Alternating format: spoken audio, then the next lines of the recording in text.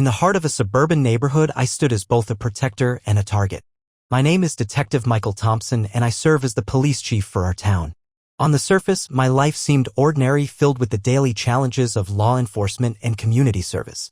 However, lurking beneath that facade was a persistent thorn, an HOA member known infamously as HOA Karen. Karen had made it her mission to patrol the streets like a self-appointed sheriff, enforcing community rules with an iron fist. Her particular disdain for my black SUV was no secret. She insisted that its presence tarnished the neighborhood's image, claiming it marked our block as unsafe. It was ridiculous, of course, an overzealous crusade against something as innocuous as a vehicle. As days turned into weeks, her remarks became increasingly brazen and personal. Each time I parked my SUV in front of my home, I could feel her scrutiny bearing down on me. Just when I thought she could not escalate her behavior further, she crossed the line one fateful night by calling a towing company to have my car removed. Little did she know that this was no ordinary vehicle, it was an undercover police unit equipped for investigations. I decided to play along initially, letting her believe she had won this round. But deep down, I relished the opportunity to turn the tables on her once the time was right.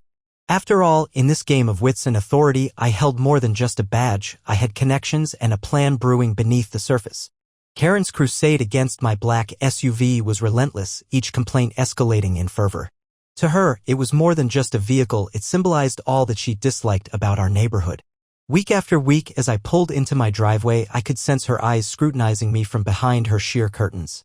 It was almost comical how one vehicle could provoke such an obsessive reaction. She would gather the other members of the HOA and launch spirited discussions at their meetings, twisting tales about my SUV's alleged impact on property values and neighborhood safety. She claimed that black SUVs attracted crime, labeling them neighborhood menaces as if they were some sinister presence looming over our block. The irony was palpable. While I ensured that our community remained safe, she perpetuated a climate of fear over a car color. Her hostility reached a boiling point one fateful evening when she decided to take action by calling a towing company, labeling my SUV as an eyesore and a hazard. It was sheer folly, driven by her own paranoia rather than any legitimate concern for our community.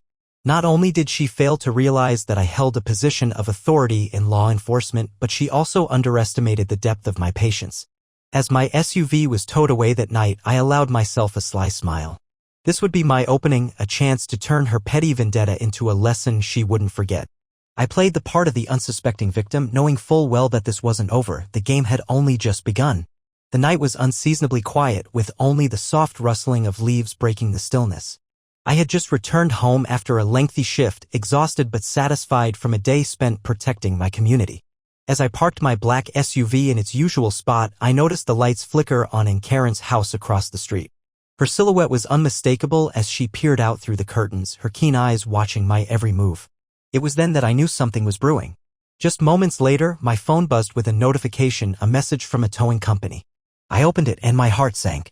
Karen had called them to report my vehicle as an eyesore, claiming it violated HOA regulations and posed a safety threat. The audacity of this woman was infuriating. She believed she could wield that kind of power over me without consequence. As I stepped back outside, I could see the headlights of the pickup truck approaching, illuminating our quiet street like an unwelcome spotlight. The driver hopped out confidently, clipboard in hand, prepared to tow away what he thought was just another vehicle without any clue of its true significance. I watched from my porch, a mix of disbelief and amusement washing over me. The whole scene felt surreal. There was Karen, puffing up with self-righteousness as if she had just won some monumental battle against crime and chaos in our quaint neighborhood.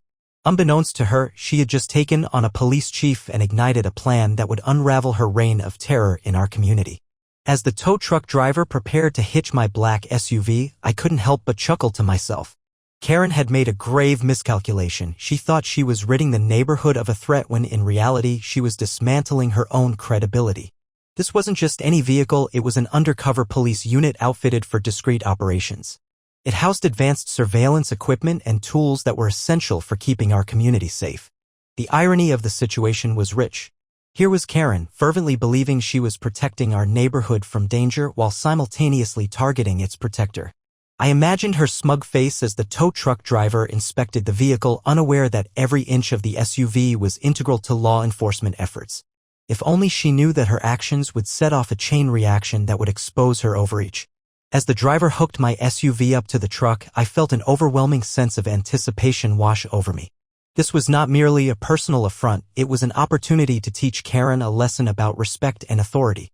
I could already envision how this would play out, how I would leverage my connections within the department to turn her misguided crusade against me into a powerful counterattack. With a silent resolve, I stepped off my porch and approached the scene, ready to make my presence known. The game had changed, and I was no longer just a victim in this saga. I was about to become a force for justice, one profound twist at a time. As the tow truck rolled away with my black SUV, I stood on my porch, carefully crafting a facade of defeat. I felt a mix of satisfaction and irritation as I watched Karen gloat in triumph, her posture smug as she reveled in what she believed was her victory. She had orchestrated this little power play so meticulously, convinced that she had successfully rid our neighborhood of an unwanted menace. I could almost hear her internal monologue as she imagined all the neighbors rallying behind her, applauding her courage to take a stand. With every step the driver took away from the scene, it seemed as though Karen was gaining a palpable sense of authority, an illusion that I was determined to exploit. Feigning disappointment, I let out a small sigh and leaned against the porch railing, allowing the moment to sink in. Inside, however, a storm was brewing. This wasn't just about losing a car, it was about reclaiming control over my narrative and showing Karen the consequences of her hubris. As she walked back into her house, a self-satisfied smile plastered on her face, I felt a thrill of anticipation. The game was shifting in my favor. While she congratulated herself on having taken down the black SUV, she remained blissfully unaware of the truth behind its significance. Little did she know that this apparent defeat would soon transform into an epic lesson for her, a reckoning fueled by my patience and strategic planning.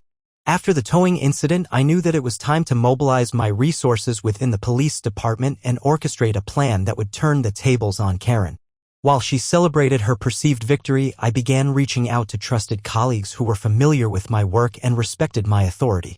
I started with Officer Martinez, a longtime friend and an expert in community relations. Over coffee at our favorite diner, I discreetly shared my frustrations about Karen's incessant meddling and how her actions had crossed a line. Martinez listened intently, nodding with understanding as I outlined my plan to expose Karen's overreach. Her keen insights would be invaluable, and together we strategized on how to gather evidence of her complaints and their impact on the neighborhood. Next, I contacted Sergeant Lewis, who had experience dealing with HOA disputes. A quick chat made it clear that he was ready to lend a hand, eager to help put an end to Karen's reign of intimidation. We decided that documenting her activities, her emails, meeting minutes, anything we could find would highlight her obsession while also showcasing the community's growing discontent with her behavior. With these allies on board, I felt a surge of confidence. We began drafting a formal report that would not only address Karen's antics but also propose reforms within the HOA to ensure fair treatment for all residents. Each step of this process was calculated, fortifying my position while simultaneously setting up Karen for a reckoning she never saw coming. Little by little, I was transforming the situation into a powerful movement for justice and accountability. With my allies in place, I knew it was time to unravel Karen's authority and expose the abuses she had perpetuated under the guise of HOA leadership.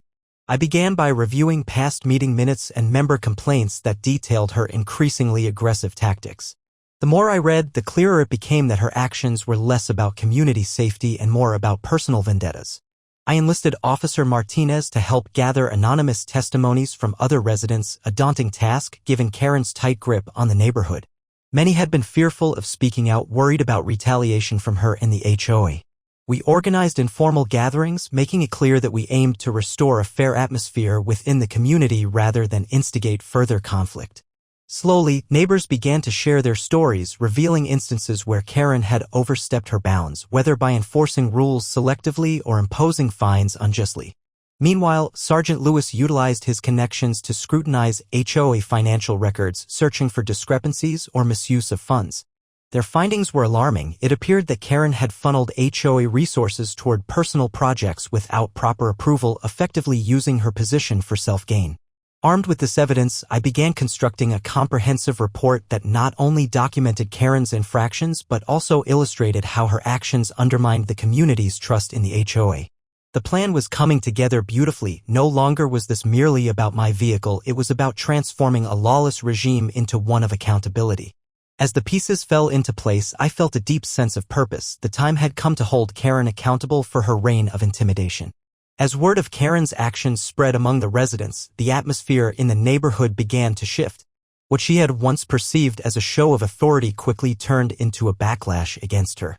Neighbors who had previously stayed silent now felt emboldened to speak out against her bullying tactics, sharing their own stories of intimidation and unfair treatment at her hands. The informal gatherings I had organized paid off. One by one, residents came forward detailing how Karen had wielded her power to impose unjust fines and selectively enforce rules that favored her interests. The community's sentiment began to turn, with many expressing their frustration over Karen's antics and their desire for change. Meanwhile, Sergeant Lewis quietly circulated our findings among his contacts in the department, drawing attention to the troubling patterns in Karen's behavior. As law enforcement became aware of the community's growing discontent, scrutiny of Karen's role within the HOA intensified. This was no longer an isolated incident, it was a systemic issue that demanded attention. Karen's once unquestioned authority began to erode as residents rallied together and shared their experiences. Her reputation as an overzealous enforcer was cementing itself in the minds of those she had tried to intimidate. She started receiving complaints not just from her neighbors but also from local officials, leading to inquiries about her management of HOA funds and practices. The tide was turning against Karen, and with every passing day, I felt more confident that the end of her reign was near. This reckoning would serve as a reminder that no one is above accountability, especially when it comes at the expense of community trust and harmony. As the residents began to rally behind me, it felt like the tide was shifting in our community. A sense of solidarity emerged, and neighbors who had once been wary of Karen's wrath now found their voices. We organized a community meeting at the local park, inviting everyone who had been affected by her heavy-handed actions. When I stood up to speak, I could feel their collective energy. It was palpable. I shared my own experience with Karen, detailing how her behavior had crossed a line and disrupted the once peaceful feel of our neighborhood. As I spoke, others chimed in, recounting tales of unjust fines and selective enforcement that highlighted Karen's misuse of authority. One neighbor described how she had been fined for having a garden gnome, while Karen herself flaunted a plethora of decorations that passed without scrutiny. It became evident that we weren't alone in our frustrations. Other residents expressed their anger at HOA rules that seemed more like personal vendettas than genuine regulations aimed at community improvement. The more we shared, the clearer it became. This wasn't just about me or even my SUV, it was about standing up against an overreaching figure whose actions had left many feeling powerless. With each story, our commitment solidified. By banding together, we created a unified front that not only aimed to challenge Karen but also sought to reform the HOA into a force for good rather than fear. Enthusiasm soared as we brainstormed ways to initiate changes, determined to reclaim our community's spirit and hold Karen accountable for her reign of intimidation. The day of reckoning arrived during the highly anticipated community meeting, where residents had gathered to voice their frustrations and propose reforms. Tension crackled in the air as the crowd swelled, energized by a newfound sense of purpose. I took a deep breath, ready to reveal the truth that would expose Karen's deceit and misuse of power. As I stood at the front, I introduced the subject of my black SUV and how it had been unjustly targeted. The room fell quiet, curious whispers filling the space. I glanced at Karen, who sat smugly in her chair, seemingly unaware of the storm brewing against her. I then presented evidence of her misuse of authority, including testimonies from other residents detailing their own experiences with her relentless enforcement of HOA rules. Finally, I unveiled the piece de resistance, official documentation confirming that the SUV was an undercover police vehicle essential for neighborhood safety and operations. Gasps rippled through the crowd as this revelation sank in. Karen's confident facade shattered instantly, shock painted her face as she realized she had unwittingly crossed a line that could cost her significantly. As murmurs of disbelief turned into outrage against Karen, the community rallied around me, united in their demand for accountability. The air buzzed with energy as residents began discussing next steps, demanding reform within the HOA and planning to pursue disciplinary actions against Karen. This moment marked a turning point not just for myself but for our entire neighborhood. It was no longer about a single vehicle or one woman's vendetta. It was about reclaiming our community and ensuring that such abuse of power would never happen again. In the aftermath of the community meeting, where the truth about Karen's actions was laid bare, a wave of change swept through our neighborhood. The residents, now emboldened by their collective victory, began to push for reform within the HOA. Fueled by a newfound sense of unity, they demanded transparency and fair treatment for all, aiming to dismantle the oppressive practices that had characterized Karen's leadership. As discussions unfolded, it became clear that Karen's reign was crumbling. The community rallied around new proposals for HOA governance that emphasized inclusivity and fairness rather than fear and favoritism. Committees were formed to ensure that all voices would be heard in future decisions, and a charter was drafted to prevent any single individual from wielding unchecked power again. With mounting pressure from both residents and local authorities, Karen found herself isolated. Complaints about her management practices proliferated, leading to inquiries into her conduct as an HOA member. It wasn't long before she was formally removed from her position, an outcome that many had deemed long overdue. In the wake of Karen's departure, a renewed spirit enveloped our neighborhood. Residents who had once felt intimidated were now taking part in discussions about community development and safety initiatives. We organized regular gatherings to foster connection and collaboration among neighbors, reinforcing the idea that we were all in this together. Looking back, I realized that this transformation was more than just about overcoming one individual's tyranny. It was about reclaiming our community's identity and ensuring that everyone could feel safe and respected in their own homes. Our collective voice had triumphed over fear, establishing a foundation for a thriving neighborhood built on support and accountability. Standing in my driveway, I reflected on the journey that had unfolded over the past few weeks. The neighborhood, once fraught with tension and fear, now pulsed with a renewed sense of community and collaboration. It was astonishing how quickly things had changed. What had started as a personal confrontation had evolved into a movement that empowered residents to stand against bullying behavior. The removal of Karen from her position marked not just an end but a beginning, one where the voices of many could be heard without fear of reprisal. I felt a deep sense of justice served. It was gratifying to witness neighbors who had once felt marginalized now taking part in discussions about community safety, governance, and support. Our collective action had proven that unity could overcome even the most entrenched forms of tyranny. As I engaged with my neighbors, sharing laughter and ideas for future projects, I was reminded of the importance of standing up against injustice. It reinforced the idea that individual actions can indeed spark monumental change, inspiring others to join in and fight against unfairness. The lessons learned from this confrontation would resonate for years to come, reminding us all of our responsibility to cultivate a supportive environment. In this atmosphere of cooperation and respect, I felt hopeful for our future.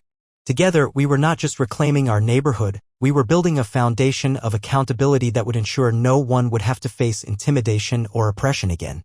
Peace had been restored, but it was clear vigilance would be key in maintaining this newfound harmony.